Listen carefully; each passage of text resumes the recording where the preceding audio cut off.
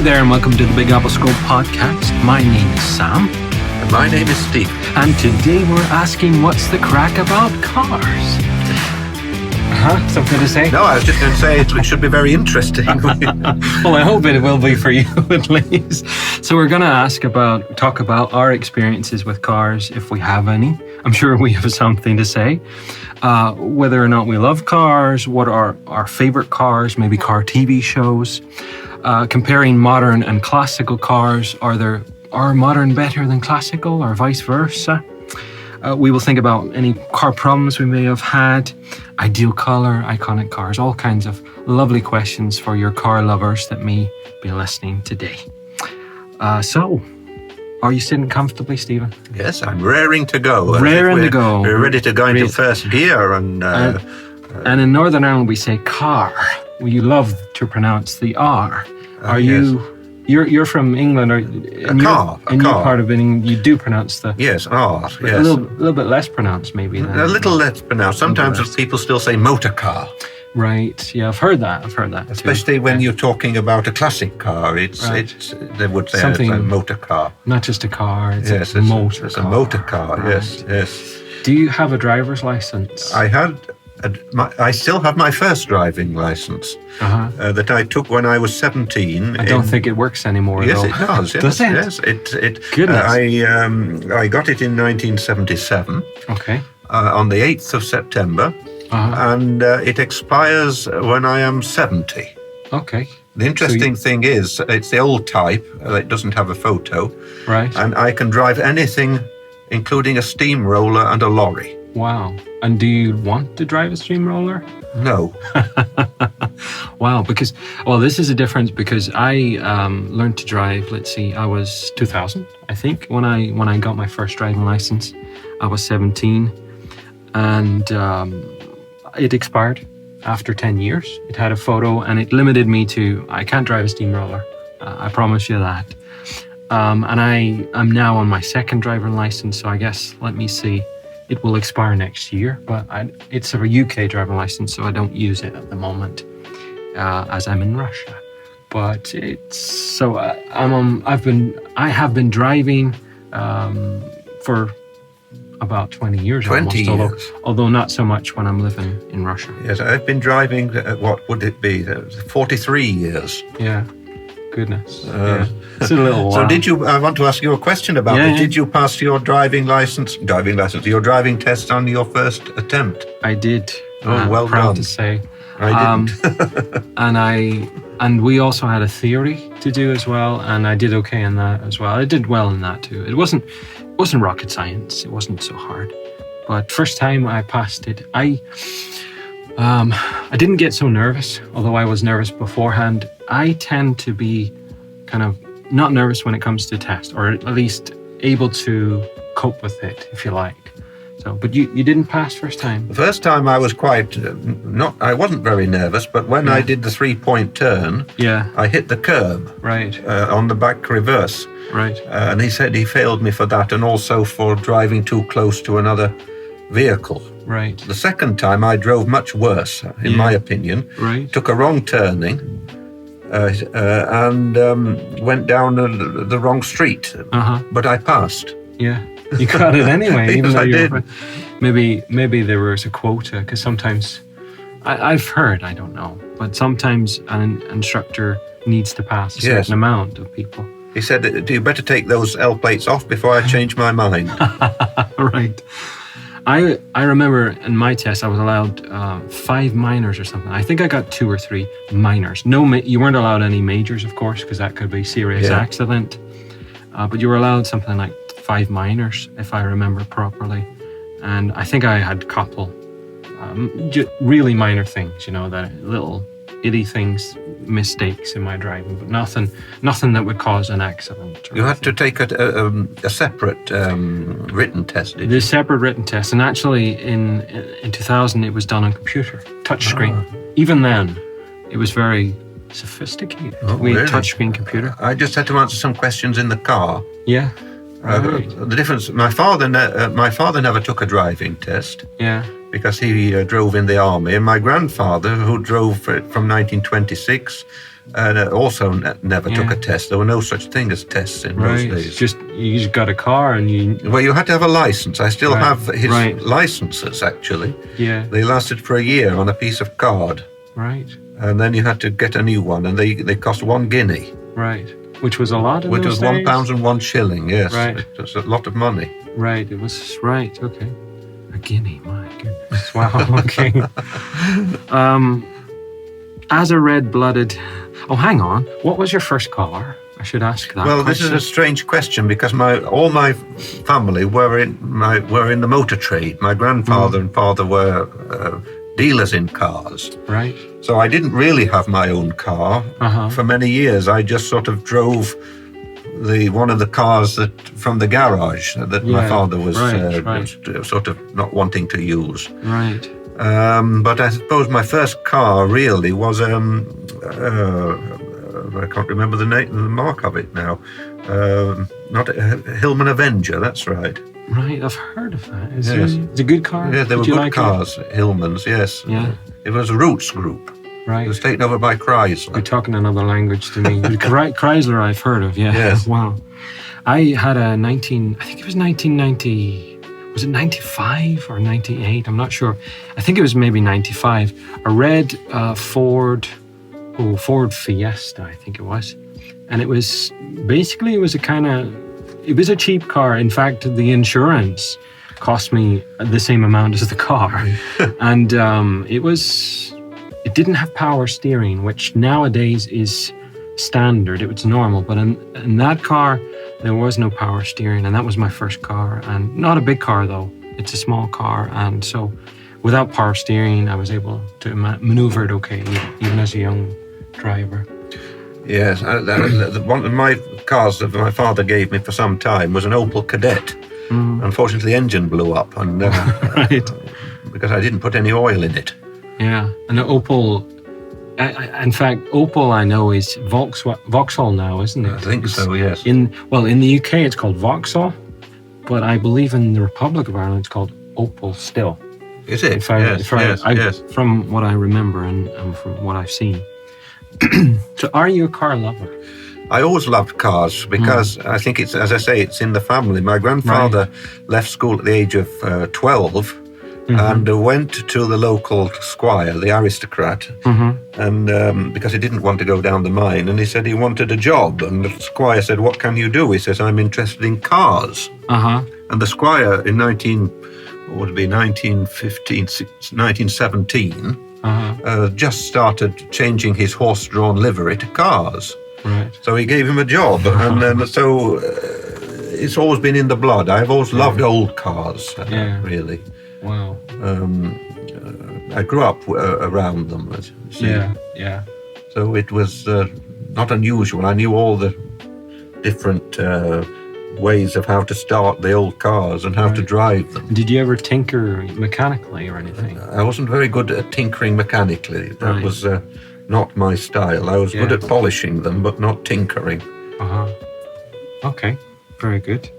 And have you ever watched Top Gear? It was really popular in the UK. I was very fond of it, and while Jeremy Clarkson was on, but I had not watched it since he was kicked out. There was a bit of a controversy with him, I think. Yeah, I think he was very good, but didn't agree with everyone, I think. No. On some issues. What is Top Gear for anyone that might be listening who doesn't know it? I think it was very popular in Russia when it was on. It's basically was a sort of entertainment program, discussing cars and trying out new cars and old cars, driving Sports them to strange places. All kinds of different, anything and everything. Anything to do with it. And I remember they once drove, I think it may have been a Lada or something, to Chernobyl. Right. Jeremy Clarkson did about 10 years ago or 15 years ago. It was very comedic too, the whole, and there were three presenters, and they all a little bit different personality, but they all got on well with each other, I think, and very comedic. And I think it was a program that everybody, it wasn't a generational thing. Young people, old people, and they all loved it, I think. And I wouldn't class myself as a car lover per se, but I enjoyed watching it at times. It's just so humorous, and to see all the different cars, I enjoyed even watching it too. Now, modern cars. What would be your dream modern car, if you could have anything? Well, actually, I'm not a lover of modern cars. I have a Jaguar X, which I suppose is modern. It's 11 years old. It was my father's car. I inherited it from him. Yeah. That is as modern as I want to have a car. Right. Because it goes well. It doesn't have a lot of problems, but it doesn't have a lot of unnecessary gadgets. Right. You're not comfortable with the different electrics, yeah? Well, I've worked out how to fix my telephone to the what's it called? The Bluetooth. Bluetooth. Right. Yes. Right. But no, modern cars don't interest me. And I suppose the problem might be with a modern car is that they often have a closed system, like a brain even. They do. And the engine's closed in, and if you were of mechanical mind, you would simply not have the ability to do anything with it because it's closed up, and you have to take it to the dealer and let a professional with all the equipment do it, and you need a lot of high tech. Well, my father always said that the last cars a normal mechanic could deal with on his own were made about 1980. Goodness, after that, it was all computers. Yeah, my cousin actually is a mechanic, and he's had to learn and deal with the electronic side of things. And I mean, he would have, I'm sure, started off learning the mechanics, but now he has to contend with the electronics and plugging in and doing analysis and all kinds of things that, I mean, it's very different from a mechanic's kind of view. It's almost computers. Yes. And so it's almost like you have to be not only a good mechanic, but a programmist as well. So it's not easy, I suppose. What would be your dream classic car? Well, actually, not some years ago, I bought a Jaguar XJS 1991 from an old friend of mine. Right. That's a sports car, of course. Right. It's in my house in France. It's not really repaired properly yet. Yeah. That is a rather dream car of mine. Yeah. And as soon as I've got it repaired and licensed in France, which I can't do for another 2 years because it has to be 30 years old to have special status as a classic. Right. But if you ask me about another dream car, I would like a Jaguar Mark II. Okay, I'll see what I can do. The ones that Inspector Morse drove in the Morse programs. I don't know if everyone will know that, but it's a British TV show about a detective. Yeah, I think people Morse. have watched it in Russia because I've seen it on it's very Contact. It's a BBC, isn't it? It's a BBC, or is it? Yes, I believe so. I can't remember, but it's if certainly... it's not, it's ITV, I guess, which is another. I think it's channel. ITV. Is it ITV? Yes.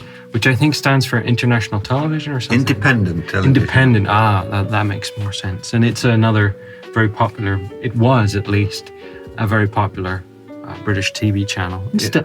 They have more money than the BBC for making programs. They're run by advertising. Yes. Whereas the BBC are run by TV licenses where people have to pay a kind of a TV tax in effect, and it goes to the BBC. That's right. Yeah. And you don't get advertisements on the BBC channel, which is a big plus, but I don't know. I'm not sure if it's worth it for the TV license. It's certainly not worth it, in my opinion. But that's another podcast. Right.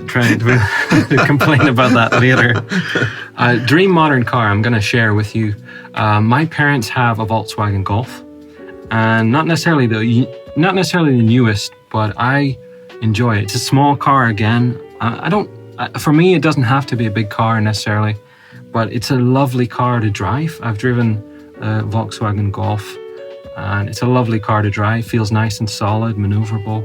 It's got enough speed if you get the right spec, and it's just simple. It's not heavy on fuel. It doesn't drink a lot of fuel, if you like. And it's not a particularly expensive car. It's not a sports car or anything, but I like that car to drive. It's one of out of all the cars I've driven, and I used to drive for a car auction, by the way. I used to work part-time. I would say that it's one of the best cars for me. Just comfortable, nice size, maneuverable, everything. I like it. So for a modern car, I would pick that. A classic, when I was 17, 18, just got my driving license, I saw a Ford Capri. And I fell in love. And I'm not a car lover, per se. I'm not a lover of modern cars, per se. But the Ford Capri with its long body and curves and style, and it's from sort of late 70s, early 80s, mostly. I think late 70s. I think they went on to the 80s, but I'm not sure. Yeah. And I looked about, when I was 18 or 19, I looked about buying one. And because I was just a young driver, it was so expensive, insurance-wise. And it hadn't got power steering as well. And a big car like that, it wasn't for me at that time. But honestly, I think they are beautiful, beautiful car. And that, to me, that kind of style, we've got big curves and a long, big bonnet front of the car, and to me, that style is not comparable to modern cars. To me, they don't have the same style. They're not really personality. An old car had a personality. In fact, they were always called an old girl. You called them. Right. They had a feminine personality. The old cars. We sometimes refer to our cars as she. Yeah, when we talk about them, she's not run very well. That's right. Yes. Yeah. And I guess we're both on the same page here, but can we compare for a moment modern and classical cars? I mean, which are better? I think we both know what we're gonna. Well, it's not a matter of which are better. It's a different situation. If you've got a classic car, unless it's, I suppose classic cars officially in France starts at 30 years old. Okay. And a car from the 1990s is quite reliable. Yeah. If it's maintained well. Right. But if you're starting going back to the 60s and 50s cars, these cars are not all very reliable. They could break down. So you wouldn't be wanting to undertake... Is it because of their age, or is it because of mechanics? It's not their age, because there was always something that could go wrong. The fan belt may break. The radiator could overheat. Or something could snap. It was just the way they were made. They were very easy to repair, but Do you actually think? What you're saying is that more modern classical cars, if you like, are actually better to keep and to maintain. They're better made than the older cars? Well, I think after 1991, the Jaguar, for example, they changed the technology. Right. And after 1991, the maintenance is very low. Yeah. Before that, in any car, when I started driving, every week you had to have the bonnet up, checking the oil, checking the tires, checking the brake fluid. If you didn't do that, the brake fluid could go down, the oil could be away. In the 90s, no one had time to do that every day or every week. Now in a new car, how often do you lift the bonnet up to be looking at the oil? Yeah, to be honest, life is so busy. Yeah. And if someone's traveling every day to work and maybe doing 50, 60 kilometers or more, they might not even have time to, or the interest to open the bonnet and look at it after work or before work. So a lot of the old engines, they tended to overheat. The radiators were not very efficient. Yeah. They didn't cool the engine very much. So if it was a very hot day, you often had to stop for 2 hours. Because there's a phrase, it's kind of surprising me, because there's a phrase that says they don't make them like they used to. Well, they don't, but it's saying that the older cars, there's a general idea or belief that older cars were better, well made and solid and not made of the plastic panels and things that we have now, and they were more reliable. Well, they were certainly better made. The materials were better, but it didn't make them more reliable because... especially with the bigger cars, you could get quite a few problems. Yeah. The simpler the car, the better. So even a cheaper car, maybe with more, or something with less specs. Yeah, for example, a Range Rover, a Land Rover. Right. was very reliable. I mean, Yeah. there was nothing to do with a Land Rover. You could repair it very easily. Very popular with farmers. It's a big 4-wheel drive car. It could be 4-wheel drive. Yeah. It was. You could put it into. But the trouble with the old Land Rovers, especially one problem with a lot of real classic cars, they had no synchronized gears. Right. You could change down normally, but when you were changing back up, you had to press the clutch, rev the engine, put the gear into neutral, lift the clutch, press it again, rev the engine, and put it into gear. Right. Else the two wheels would not be at the same speed. Align, right? The two, and there'd be a sort of crashing. Goodness, and you don't want that for sure. They're not so cheap to replace. And those you could parts. rip the gears. Yeah. And for those of you listening, he gave me a demonstration moving his feet, so that I understood. Yes. I can see he's a car driver because he's moving his clutch and his gear stick and everything. I learned to drive on a 1948 Land Rover. Wow. Okay. And the first gear was very close to the reverse. Right. Yeah. And once I put it into what I thought was first, went off and it shot backwards about 10 yards. Fortunately, there was nothing behind. It's not what you want to happen, for sure. And I don't know if this is true, and maybe you can't comment, but from what I gather, American people don't often have gear sticks. No, they tend to have automatic. Or, right? You see, they stuck to the technology like we used to have in Britain, that the gear stick was on the wheel.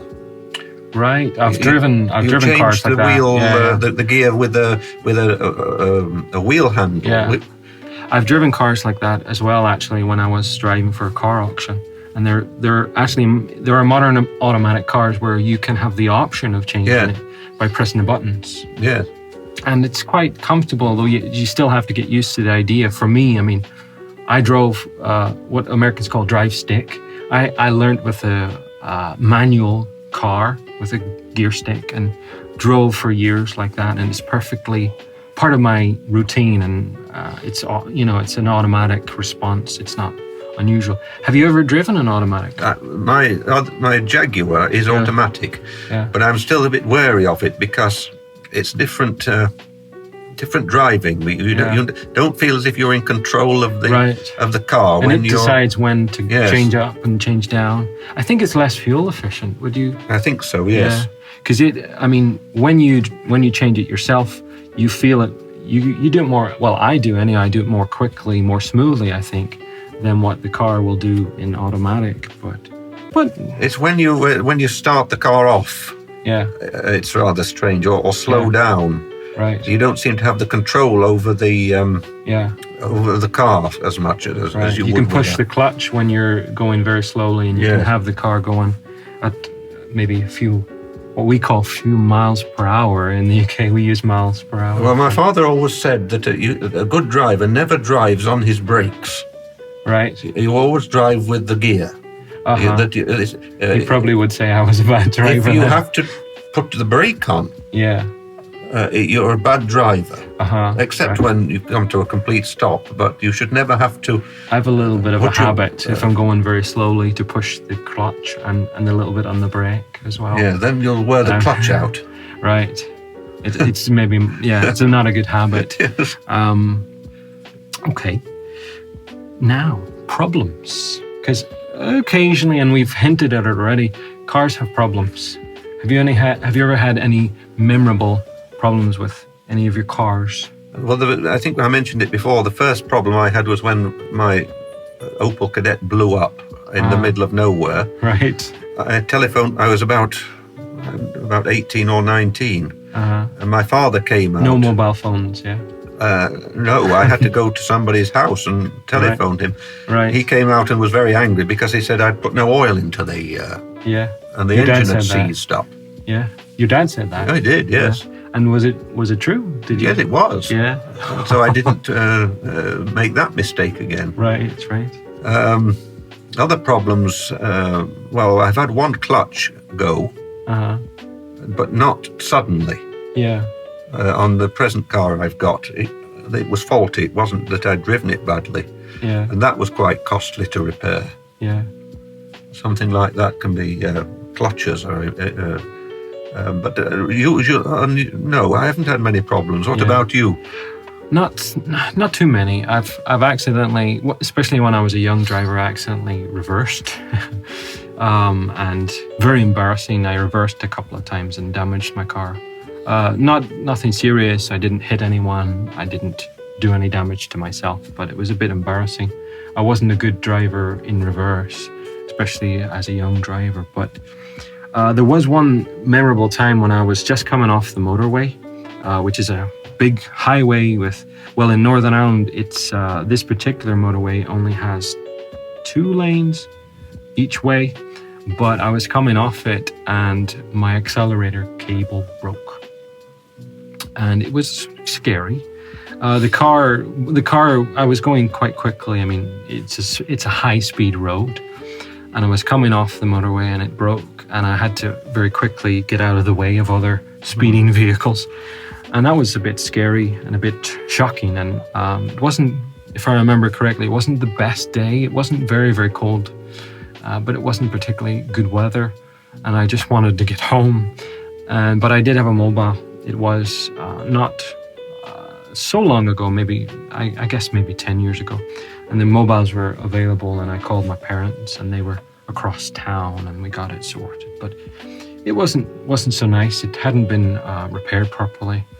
And it cost a bit to fix it, but didn't do any serious damage to the car. But it cost a little bit to fix it, and it was a bit of a shock. But no tragedy or anything, thankfully. What is your ideal color for a car? Well, I think black shows the dirt very easily. I don't like black. Black, not white. White, I think, also shows the dirt, but black, I was told, black too, very easily, right. Dust especially. Right. I think I like blue, a dark blue, or red. Mm-hmm. It's a color. It's a dark blue, I think. Is my. Actually, I would agree with you. I'm a lover of green as a color. Yeah. If you're speaking about just colors, but for a car, I'm not in favor of a green. I think it just doesn't look right. To blend in maybe too much. Yeah. So I like to have my parents have a nice, I talk about my parents' cars, I'm jealous. They have a nice dark blue, or they had a nice navy blue. And I think that's a nice color for a car. It stands out a bit, but not too obvious. Are there any colors you wouldn't want?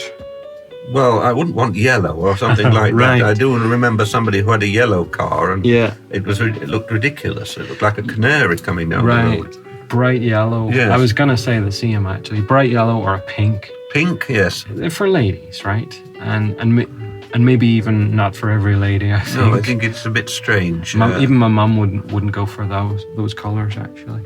I suppose with an old classic car, if it's something with the 40s, they were all black. Right. They were I wouldn't be against a nice bright yellow Capri. If you're. Yes, I've seen those. That would be. I guess it depends on the car too, because I was told once I had a Renault Clio from early 2000s, 2003, I think it was. It was my second car and only car. The only 2 cars I've had is the Ford Fiesta and this Renault Clio, and it was. I was told that it was a girl's car. By someone in where I worked at the time, and I didn't take it I didn't put too much weight in that, but I think he was just trying to pull my leg. But it was a nice dark red, but I think if it were in a bright yellow, I would have felt very feminine. Yes. but a Ford Capri in bright yellow, I think I would have felt all right if I had that. Okay.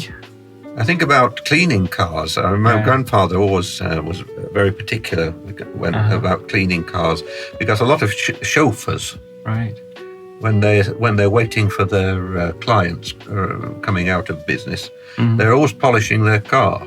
Right. Yeah. And you can always tell because all the car is scratched. Oh, yeah. Because you should never polish a car that's got before you've washed it. Dirt, right? And you get a little stone. Yeah. And you polish it, and you're pushing it around the paint. Oh, goodness! And you can see it with a lot of these big limousines. Right. So the chauffeur's got nothing to do, and he's just got a rag out and started polishing. It's a big mistake. Yes. Yeah. What's the world's most iconic car, in your opinion? Right? It's the world's, but in your opinion. Well, my grandfather always said it was an American Buick. Right. That were made in the 30s. It was a beautiful car. I've heard of it, yeah. I've definitely heard of it. Can you describe it in any way? It was a big limousine. Right. Rather like a Rolls Royce, but more stylish. And it had a rounded front with a grille. And it had a long coupe chassis. Yeah. And the boot at the back. And it was a really great car. Yeah. They made them into the 40s. I think Buick still is an American company. I've definitely heard of these cars. Yeah, definitely heard of them. And I think I know what you're talking about. I would say, well, I have a few options. And first of all, I would say maybe the Batmobile. Oh, yes, yes. If you know, and maybe I would actually say the 1960s. Have you ever watched the TV show from the 1960s? I loved it. That is a beautiful car. And I think a lot of the extras and different things that the car did were actually real. And the car was certainly real. And it's a beautiful car. I don't necessarily think that the TV show, I mean, it was not supposed to be serious, but the car is serious. And it's a beautiful car. It had ejector seat. It had all kinds of amazing stuff. And it is actually a beautiful car. And I think it's based on some other kind of real life car. I would also say we're both British, right? I would also say the Mini. The Minis, yes. The Mini and I'm talking about the old style from my mum had one, I think, in fact, and my parents had one, and they were very small, very compact, if we want to be positive about it, but very maneuverable. Have you ever seen people driving straight and fast? And then spinning around and driving at the same speed in reverse. Yes, like Mr. Similar. Bean had a Mini, right. didn't he? And Mr. Bean had a Mini, and in the Italian Job film, there were Minis, and they are iconic, I think, from all of that too. And I kind of very much associated with Britain too. Yes, a lot. They were very popular in the 60s. My mother had one. I remember we went to Nottingham ice rink, and when we came back, the gear stuck in first gear, and she had to drive 12 miles back in first gear. Oh, at about 4 miles an hour. Not so good. Not so good. My parents had not a very nice color one. It was a kind of a greeny gold, and it was not a pretty color. I think they didn't appreciate the color either, but it's a very nice car. I was so impressed when I seen sort of stunt drivers driving them. They're amazingly maneuverable. Amazing. There's one thing we haven't mentioned about classic cars and old cars that is really not, people don't get these days, that a lot of the old cars were susceptible to rust. Right. It was very big problem on a lot of cars, especially Morris Minors and some of the old Jaguars. They were rust traps, as we used to. And then there became idea of galvanizing the metal, and then nowadays there's a lot of plastic. That's right, but they use a different treated metal now. It doesn't. It resists the damp. Yeah. So I guess we're kind of in favor of more modern cars from a mechanical and maintenance point of view. Yes, if you're doing a lot of travelling, you don't want to be going around in a 1948 Javelin, else you might be calling the AA out every 5 minutes. And another iconic car, and we'll finish, I think, is Volkswagen Beetle. Yes. And there have been a lot of Herbie. There's a film called Herbie from the 60s or 70s. That's right, I saw it. And really funny films, or good films. I grew up with them, and but very iconic cars as well. It was the car that Hitler designed. Oh, right. He wanted everybody to have in Germany, but it was never produced. Right. Until after the war. It's probably better in Volkswagen not tell that. Yes. Right. But they're still popular in some form today as well, aren't they? The Beetle. Oh, they are, yes. Still in a modern form. But if you were asking me about a Russian car, I would like a Pobeda. Pobeda. The Victory. Pobeda, yeah. Right, right. It's a beautiful car. I saw one in Moscow and I sat in it. Yeah, nice style. Yes. Right. So there you go. We've talked quite a bit about cars, and that was the crack about cars. We discussed about our first experience in cars, our first car, our first driving, Top Gear, and what's that about. We talked about modern and classic cars, and we have a kind of debate about which are better. And we talked about problems, colors even, for those of you that aren't so interested in the actual car, and some of the most iconic cars in the world. So that was the crack about cars.